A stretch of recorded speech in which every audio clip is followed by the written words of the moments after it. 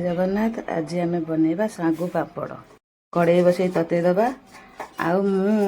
खाली पानी दौनी सागु पत्र होता जो पानी से ही पानीटा दौर कहीं अलग पानी कहीं देकी नष्ट करा सागु पानीटा को सागु पानी देदेले आमर पानी नष्ट हेनी देकरी पानी की टिके अधिक गरम करदे पानी भल भाव गरम हो गला पानी गरम हो गले सागु पकेले सागुटा जल्दी मेल्ट कर आ सागु को मुझे 2 कप नहीं बतुरी बतुरी देले सागुटा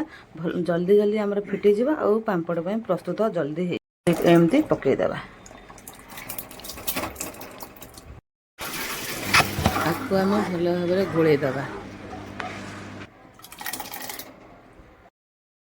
सागुर मेजरमेंट मु कही नथली 2 कप सागु नहीं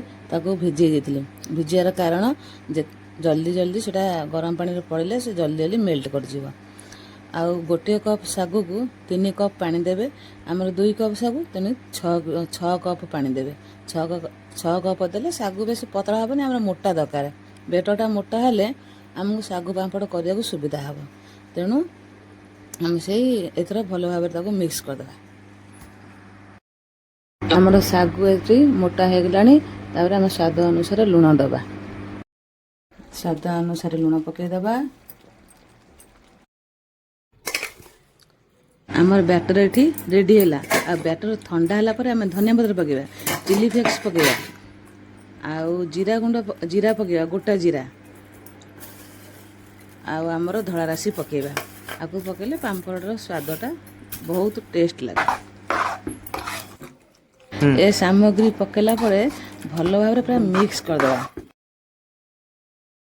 मु 2टे पटा रखी तापर जरी पेस्ट करी से जरी पेस्ट कर तेल मारिया किसी दरकार नहीं सेमती गोल गोल करदे 3टा खरा जमी देदेवे ए पटा उपर एत सुंदर छाड़ी गोटे भी भांगीबनी आ 3टा खरा भलसे देदेवे 4टा देले भल 4टा देले पांपड़ आउ